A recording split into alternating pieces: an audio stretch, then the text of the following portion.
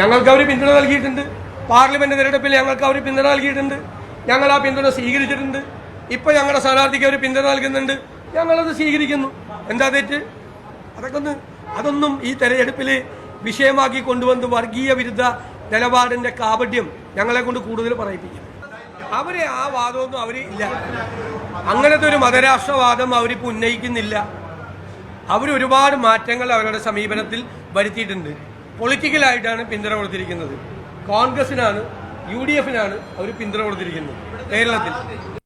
VD. Satheesan പ്രതിപക്ഷ നേതാവ് ഉറപ്പിച്ച് പറയുകയാണ് ജമാഅത്തെ ഇസ്ലാമിക്ക് മതരാഷ്ട്രവാദം ഇല്ല എന്ന്. ജമാഅത്തെ ഇസ്ലാമിയുടെ നിലപാട് മതരാഷ്ട്രവാദമല്ല എന്ന് അത് നേരത്തെ അവർ പറഞ്ഞിരുന്നു. ഇപ്പോൾ അവർക്ക് അങ്ങനെയൊന്നുമില്ല. ഇതാണ് പ്രതിപക്ഷ നേതാവും മുതിർന്ന കോൺഗ്രസ് നേതാവുമായ വി.ഡി. സതീശന്റെ അഭിപ്രായം. അദ്ദേഹം ഇത് പറയുന്നത് നേരത്തെയാണ്. എന്ന് വെച്ചാൽ നിലമ്പൂരിൽ ബൈ ഇലക്ഷൻ നടക്കുന്ന സമയത്താണ് അദ്ദേഹം ഇത് പറയുന്നത് എന്നുകൂടി ഓർക്കണം. എന്നാൽ മതരാഷ്ട്രവാദം ജമാഅത്തെ ഇസ്ലാമി ഉപേക്ഷിച്ചിരുന്നോ? ഇല്ല എന്നതിന് തെളിവ് പുറത്തു വന്നിട്ടുണ്ട്. പ്രേക്ഷകർക്ക് കാണാം ഒരു പോസ്റ്ററിൽ പറയുന്നത് ഇങ്ങനെയാണ്: സയ്യിദ് മദൂദിയും ഷെയ്ഖ് ഖറദാവിയും ഇസ്ലാമിക രാഷ്ട്രീയ ചിന്തയും വികാസവും.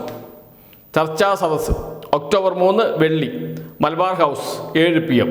സംഘടിപ്പിക്കുന്നത് സോളിഡാരിറ്റി. എന്ന് വെച്ചാൽ ജമാഅത്തെ ഇസ്ലാമിയുടെ യുവജന വിഭാഗം സംഘടിപ്പിക്കുന്ന സെമിനാറിന്റെ പോസ്റ്ററാണ്. സയ്യിദ് മൗദൂദിയും ഷെയ്ഖ് ഖറദാവിയും. ആരാണ് മൗദൂദി? മൗദൂദിയാണ് ജമാഅത്തെ ഇസ്ലാമിയുടെ ആചാര്യൻ. അദ്ദേഹത്തിന്റെ നിലപാടാണ് മതരാഷ്ട്രവാദം. അതാണ് പിന്തുടരുന്നത് ജമാഅത്തെ ഇസ്ലാമി. എല്ലാവർക്കും അറിയുന്ന കാര്യം തന്നെയാണ്. പക്ഷേ വി.ഡി. സതീശൻ പറയുന്നു അത് പണ്ടേ ഉപേക്ഷിച്ചിട്ടുണ്ട് ജമാഅത്തെ ഇസ്ലാമി എന്ന്. അടുത്തത് ആരാണ്? Sheikh Qaradawi. Sheikh Qaradawi Egyptian മതചിന്തകനാണ്, മുസ്ലിം മതചിന്തകനാണ്. മുസ്ലിം ബ്രദർഹുഡുമായി അടുത്ത ബന്ധമുള്ള ആളുകൂടിയാണ്. അങ്ങനെയുള്ള രണ്ടുപേരുടെ പേര് വെച്ച് അവരുടെ ഇസ്ലാമിക രാഷ്ട്രീയ ചിന്തയും വികാസവും എന്നതിനെക്കുറിച്ചാണ് ചർച്ച. ഇസ്ലാമിക രാഷ്ട്രീയ ചിന്ത, അതിൻ്റെ വികാസം എവിടെ വരെ എത്തി എന്നതിനെക്കുറിച്ച് ചർച്ച സദസ്സ് സംഘടിപ്പിക്കുന്നത് സോളിഡാരിറ്റി ജമാഅത്തെ ഇസ്ലാമിയുടെ യുവജന വിഭാഗം എന്ന് പറയുന്നു. ഇപ്പോൾ വി.ഡി. സതീശനും കോൺഗ്രസ് നേതാക്കളും മുസ്ലിം ലീഗ് നേതാക്കളും, മുസ്ലിം ലീഗിലൂടെയാണ് ജമാഅത്തെ ഇസ്ലാമി UDFനോടൊപ്പം എത്തിയത്. കഴിഞ്ഞ കുറച്ചു കാലമായി ജമാഅത്തെ ഇസ്ലാമി പരസ്യമായി UDFന് പിന്തുണ പ്രഖ്യാപിക്കുന്നുണ്ട്. ജമാഅത്തെ ഇസ്ലാമി മതരാഷ്ട്രവാദികളാണ് എന്നും അത്തരമൊരു വിഭാഗത്തിന്റെ പിന്തുണ കോൺഗ്രസ് സ്വീകരിക്കരുത് എന്നും വിമർശനം ഉയർന്നു വരികയും ചെയ്തിട്ടുണ്ട്.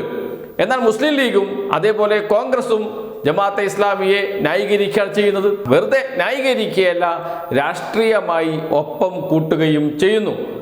ഒരു കാര്യം ഉറപ്പിച്ചു പറയാൻ കഴിയും: മുസ്ലിം ലീഗിനെ ഇതിനകം തന്നെ ജമാഅത്തെ ഇസ്ലാമി വിഴുങ്ങിക്കഴിഞ്ഞു. എന്ന് വെച്ചാൽ സംഘടനയെ വിഴുങ്ങുക എന്നതല്ല, ആശയപരമായി മുസ്ലിം ലീഗിനെ നയിക്കുന്നത് ഇപ്പോൾ ജമാഅത്തെ ഇസ്ലാമിയാണ്. ജമാഅത്തെ ഇസ്ലാമിയുടെ ചിന്തകളാണ് മുസ്ലിം ലീഗിന്റെ രാഷ്ട്രീയ ആയുധം. അത് മെല്ലെ മെല്ലെ കോൺഗ്രസിലേക്കും എത്തിയിരിക്കുന്നു.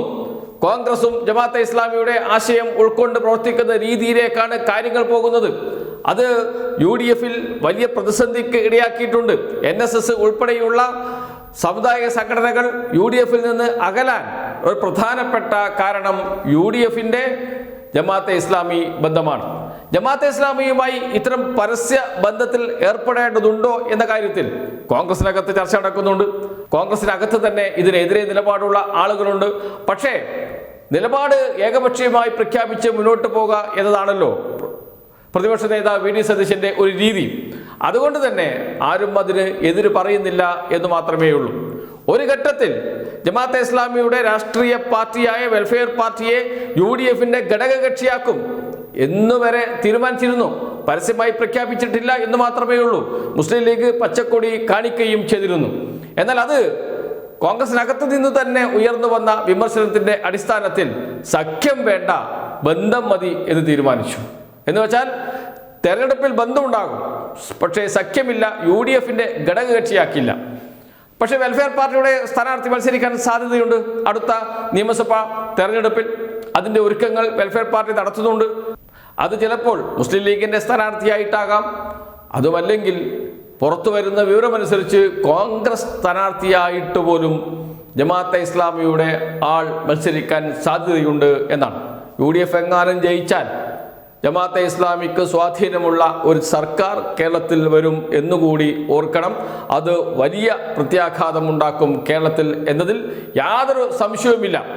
അതുകൊണ്ട് തന്നെയാണ് ജമാഅത്തെ ഇസ്ലാമിക്ക് മതരാഷ്ട്രവാദമില്ല എന്ന നിലപാട് ആവർത്തിച്ച് വി ഡി സതീശൻ പറഞ്ഞുകൊണ്ടിരുന്നതും വി ഡി സതീശൻ ജമാഅത്തെ ഇസ്ലാമിയുടെ രാഷ്ട്രീയ രൂപമായ വെൽഫെയർ പാർട്ടിയെ UDFന്റെ ഘടകകക്ഷിയാക്കാൻ തീരുമാനമെടുത്തതും ഒക്കെ പക്ഷേ കോൺഗ്രസിൽ നിന്നും പൊതുസമൂഹത്തിൽ നിന്നും ഉയർന്നു വന്ന വിമർശനത്തിന്റെ അടിസ്ഥാനത്തിലാണ് അത്തരമൊരു തീരുമാനത്തിലേക്ക് UDF എത്താതിരുന്നത്.